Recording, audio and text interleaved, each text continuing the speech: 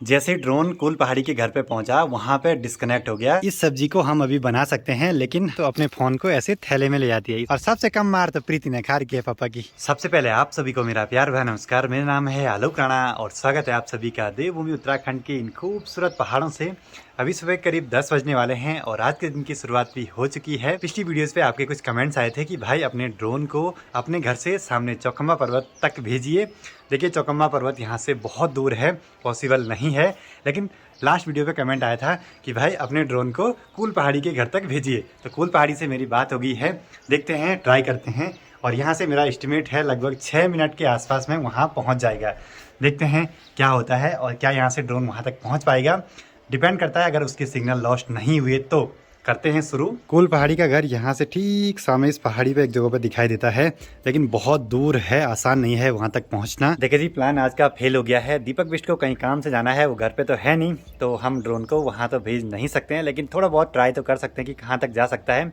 आज प्रैक्टिस करी रहेगी, तो अगले दिन जब वो घर पे होगा तब उसके घर तक भेजने की पूरी कोशिश करेंगे। अपने घर से ड्रोन को सीधे हवा में उठाते ही मनसुना मार्केट के सुंदर से नज़ारे दिखाई देते हैं। सामने मधमहेश्वर वैली, जहाँ की इस ड्रोन को अभी जाना है, दूर दूर तक दिखाई देती है। आगे बढ़ते हुए यहाँ पे बुरवा गांव दिखाई देने लगता है और मधमेश्वर वैली से मधुगंगा बहुत ही प्यारी दिखाई देती है।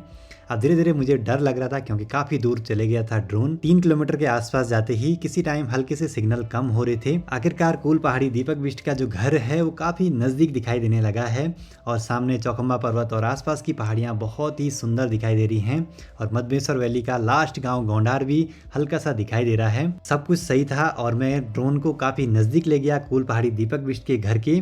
और वहाँ पे मैंने जैसे एक सीन लिया, उसके घर के चारों ओर ड्रोन को घुमाना चाहा, तो वैसे ही हो गए ड्रोन के सिग्नल लॉस्ट। मतलब कि जो मेरा एयरक्राफ्ट और रिमोट कंट्रोलर है वो दोनों डिस्कनेक्ट हो गए। और इस टाइम पे मैं बहुत डर गया था क्योंकि ये मेरे साथ पहली बार हुआ है। अब मुझे पता तो था कि ऑटोमेटिक उसमें सेटिंग ऐसे करी हुई है कि रिटर्न टू होम आ जाएगा। और यहाँ पे देखिए ड्रोन अपने आप घर की ओर मुड़ चुका है और सीधे घर को वापसी लग गया है।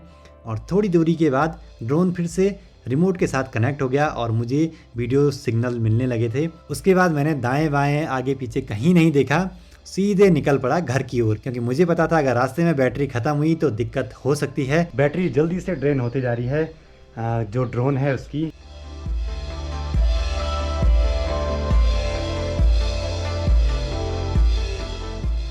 और इस पर बैटरी बची है 28%। पहुंच गया अपना उड़ान खटोला। जैसे ड्रोन कुल पहाड़ी के घर पे पहुंचा वहां पे डिस्कनेक्ट हो गया रिमोट कंट्रोल से।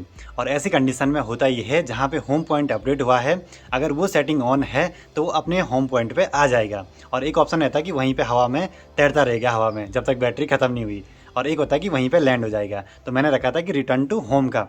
खैर सेफली घर तक पहुंच गया। तब से आधा घंटा हो गया और ड्रोन के डिस्कनेक्ट होने की जो घबराहट है ना अभी तक हो रही है। खैर ऐसा होता ही है, बाकी अपने पास जो भी चीज़ें हैं ना उनकी लिमिट तो पता होनी ही चाहिए। घर अभी सुनसान सा ही है, थोड़ी देर में चहल पहल बढ़ जाएगी घर में, कोई आने वाला है घर पे भी। अब थोड़ा सा गौशाला की ओर चलते हैं। कल वहाँ पे हमने जो पानी की खाल बनाई थी उसको देख लेते हैं वो सही से काम कर रही है या नहीं और उसमें कितना पानी भरा है। अब धारे में आ ही गया हूँ तो यहाँ से एक डब्बे पे पानी ले आते हैं गौशाला में। और यहाँ धारे में कुछ तो रखा हुआ है यहाँ पे इस बर्तन पे। ये देखिए जो कल सब्जी हमने उबाल के रखी थी उसको आज यहाँ पे धारे पे धो के कुछ ऐसे यहाँ पे रखा हुआ है। सब्जी को एक बार जंगल से ले आए, फिर उसको काटा, उसको उबाला और फिर उसके बाद उसको धोया पानी से अच्छे से। अब अलग रख दिया है। अब इसके बाद पता नहीं क्या करेंगे। और सामने की पहाड़ी पे भी देखिए किसी ने आग लगा दी। अब पूरी पहाड़ी जलती रहेगी जब तक पूरी आग ऊपर तक नहीं गई। गौशाला में एक डब्बा पानी तो ले आया। अब थोड़ा सा चलते हैं पानी की खाल को देखने के लिए। पानी के स्रोत के पास में पहुंच चुके हैं। यहाँ से प्रॉपर जितना पानी आ रहा था वो नीचे खाल में जा तो रहा है। ये देखिए जी कुछ इतना पानी जमा हुआ है, शायद पानी मिट्टी के अंदर रिस रहा है धीरे धीरे। खैर कोई नहीं, हमारे मवेशी चर के आएंगे तो यहाँ पे पानी पी सकते हैं। बाकी कोई जंगली जानवर भी आएगा वो भी आसानी से पी लेगा। और माँ आई है इधर घास के लिए। बाकी गौशाला तो यहीं पास में ही है और ऐसा प्राकृतिक माहौल है, थोड़ा सा शांत होके सुनिए प्रकृति की आवाज।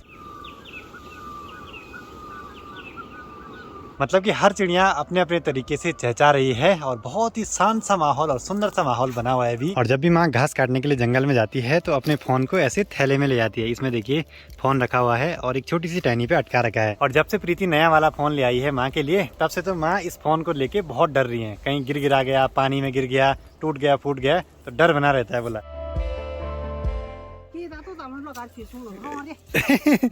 मेरे माँ को आज ड्रोन की कहानी बता दी।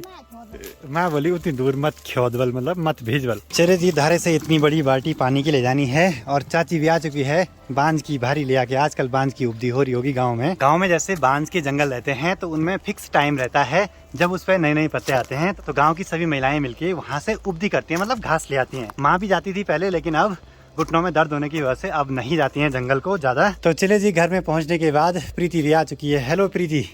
प्रीति पे गुस्सा आ गया, प्रीति को भूख लगी बल।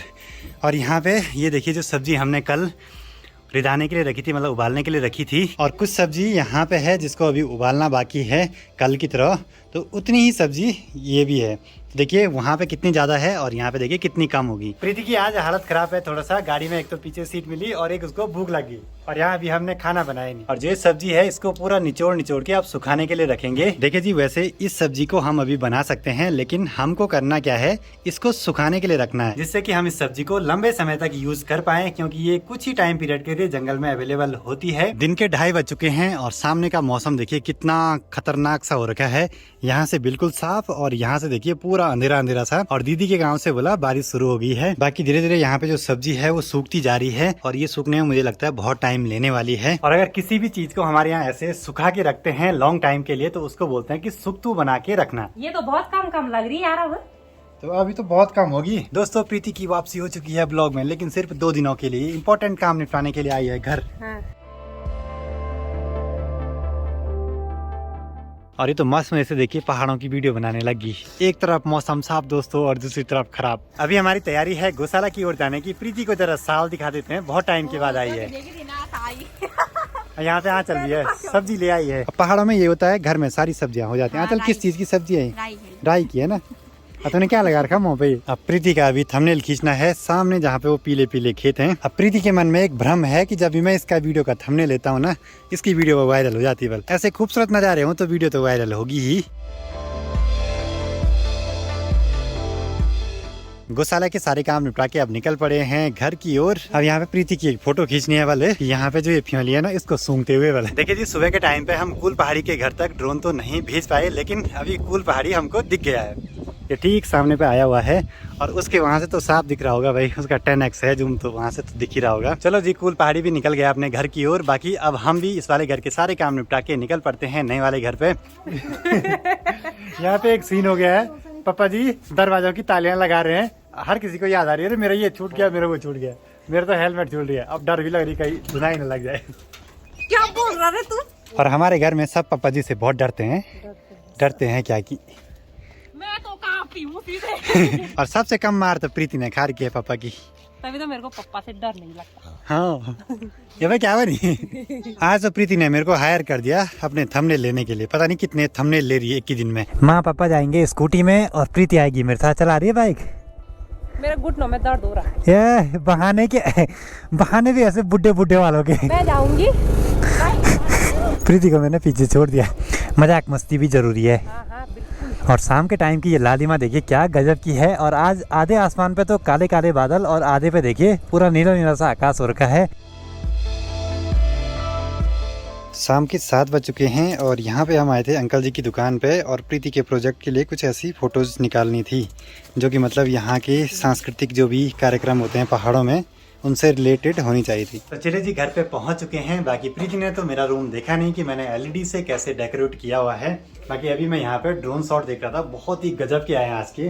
प्रीति वीडियो में तो देख लिया, बस सामने पे नहीं देखा। नहीं नंबर 1। ये देख, पहाड़ी बाइकर ने अपना रूम सजा दिया भाई बहुत अच्छे तरीके से। यूट्यूबर का कमरा है ना। हमारा कमरा है ही नहीं।